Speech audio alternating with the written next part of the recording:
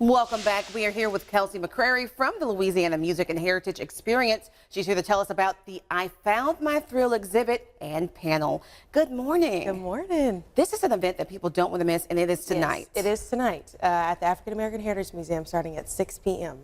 Now, Fats Domino and Dave Bartholomew, they were basically partners in music, and Fats is often credited as being the king of rock and roll. Right. Actually, in the exhibit, what you'll see tonight when you come to the programming is Elvis actually gave a gold record to Fats Domino and Dave Bartholomew that he went gold off of their song. Wow. He always credited them with being the true kings of rock and roll.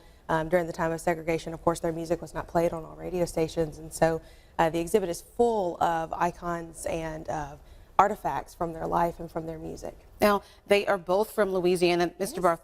Bartholomew actually discovered Fats Domino. Yes, and he had a joke where he talked about mailbox money.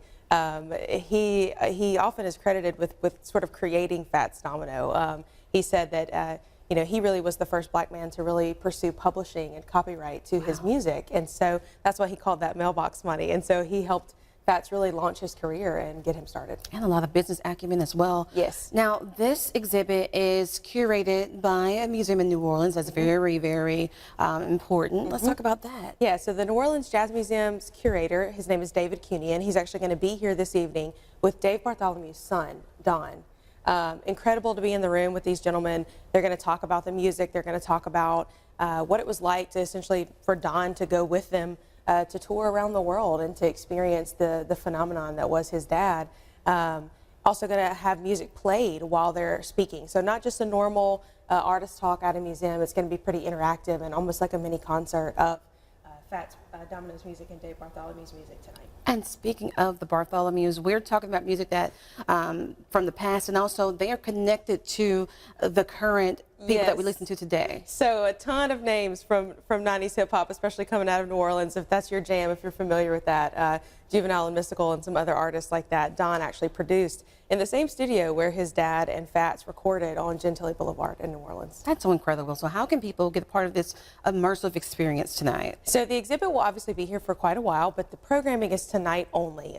This is where you're going to be able to hear from Dave Bartholomew's son. You're going to be able to hear from the New Orleans Jazz Museum's curator who actually put this exhibit together, and you're going to be able to experience some folks who are from the Louisiana Music and Heritage Experience. This is a new board that's created. I'm the Monroe representative on that board to help tell Louisiana's music story in its totality and not just about New Orleans. And so that's why they're sending these things like this around the state, is to firm up those connections and to really make that obvious that all of us participated and still are participating in music story. So tonight at the museum, 6 p.m., free to the public. They are encouraging donations, of course, as the museum is a nonprofit, and so really want to see people come out and support. And also, tell us where people can go if they don't know where the museum is. So just go to Chenault Park. It's easy to find. It's the city's largest park. It's out by the airport, and the museum is nestled within Chenault Park, and so it's an easy drive. It sure is. And a part of making that experience more relatable to people, there will be art, there will be archival footage, there will be music.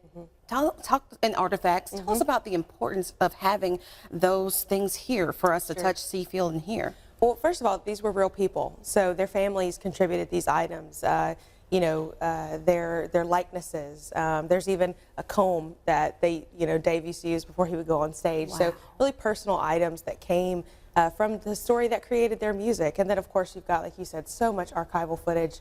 The exhibit is really well exhibited. It's well installed in the museum, and the African American Heritage Museum plays such a crucial role, especially in telling stories that aren't always told from Louisiana's history and from our music history. And so just a really, really important exhibit. And the fact that it's here, we're the first location outside of New Orleans to host the exhibit. So just really encourage people around the 318 to come check it out. Very special for us, and they're encouraging as many people as they can to come and witness this event. That's right. This information is going to be on our website, knwe.com, after the show.